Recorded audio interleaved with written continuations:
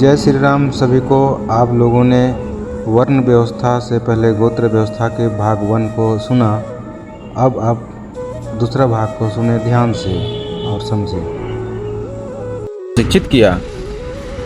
कुल मिलाकर हर एक ऐसी ऋषि से जुड़ा है जो खगोल शास्त्री, चिकित्सक, योद्धा, मंत्र विशेषज्ञ या प्राकृतिक वैज्ञानिक थे। बुजुर्ग एक ही गोत्र में विवाह से क्यों मना करते थे?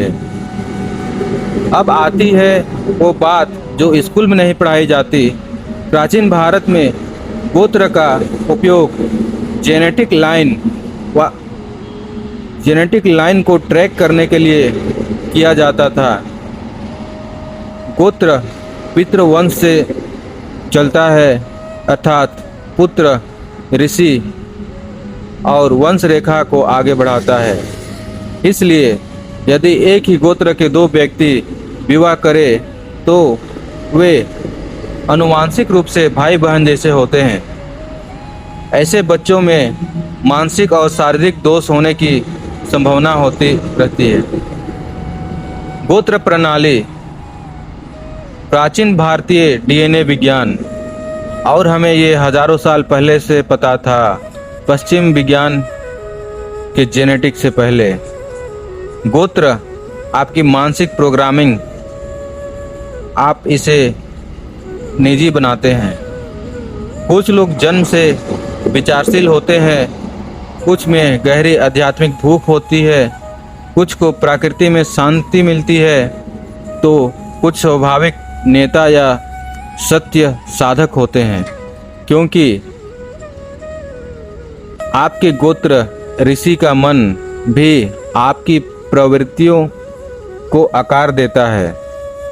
जैसे आपका मन आज भी उस ऋषि की तरंगों से ट्यून है, जैसे वह सोचते, महसूस करते, प्रार्थना करते और शिक्षा देते थे।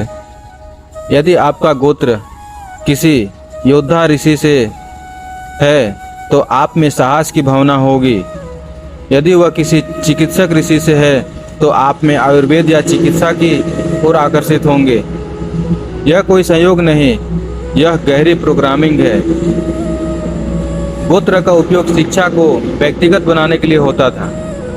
प्राचीन गुरुकुलों में सबको एक जैसा नहीं पढ़ाया जाता था।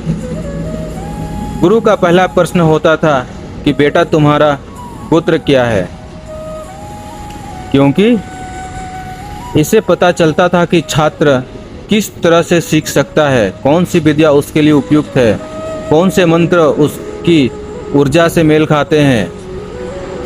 अत्रि गोत्र का छात्र ध्यान और मंत्र में प्रशिक्षित होता।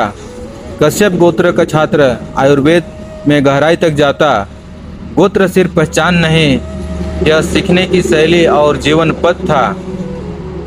अंग्रेजों ने इसका मजाक उड़ाया, बॉलीवुड ने हंसी बनाई और हम भूल गए। जब अंग्रेज आए उन्होंने इस प्रणाली को अंधविश्वास कहा। वे गोत्र को समझ नहीं सके, इसलिए बकवास बता दिया। बॉलीवुड ने फिर मजाक बनाया।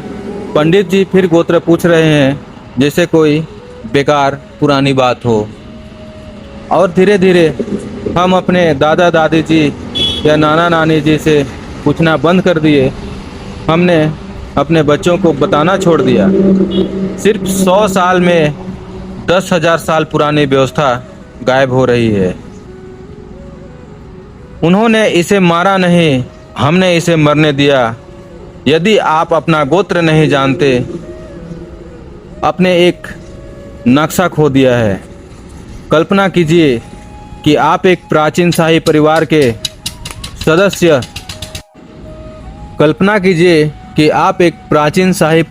सदस्य हैं, लेकिन अपना उपनाम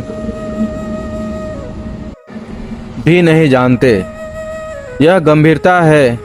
आपका गोत्र आपके पूर्वजों का, आज के समय से कहा जाए तो आपके पूर्वजों का जीपीएस है, जो आपको मार्ग दिखाता है। सही मंत्र, सही अनुष्ठान, सही ऊर्जा, उपचार, सही आध्यात्मिक मार्ग, विवाह में सही मेल, इसके बिना आप अपने ही धर्म में अंधे होकर चल रहे हैं। गोत्र की परंपराएं सिर्फ दिखावा नहीं थी। जब पंडित जी पूजा में आपका गोत्र बोलते हैं, वो सिर्फ औपचारिकता नहीं कर रहे हैं, आपको ऋषि की ऊर्जा से जोड़ रहे हैं। आपकी आध्यात्मिक वंश पारंपरिक परंपरा को बुला रहे हैं ताकि वह साक्षी बने और आपको आशीर्वाद दे। वह इसलिए संकल्प में गोत्र बोलना महत्वपूर्ण है। जैसे कहा जाता है, मैं भरद्वाज ऋषि का वंशज पूर्ण आत्मा जागरूकता के साथ ईश्वर से सहायता मांगता हूँ। यह सुंदर है, पवित्र है और सच्चा है। आपने गोत्र को फिर से जानिए, इससे पहले कि बहुत देर हो जाए। अपने माता पिता से पूछिए, दादा दादी से पूछिए, नाना नानी से पूछिए। ज़रूरत हो तो शोध कीजिए, लेकिन इस हिस्से को जाने बिना न जिए। इसे लिख लीजिए, अपने बच्चों को बताइए, गर्व से कहिए कि हम ये गोत्र के हैं, वो गोत्र के हैं। आप सिर्फ 1990 या 2000 में जन्मे कोई आम व्यक्ति नहीं है। आप एक अनंत ज्वाला के वाहक हैं, जिसे हजारों साल पहले किसी ऋषि ने प्रज्वलित किया था।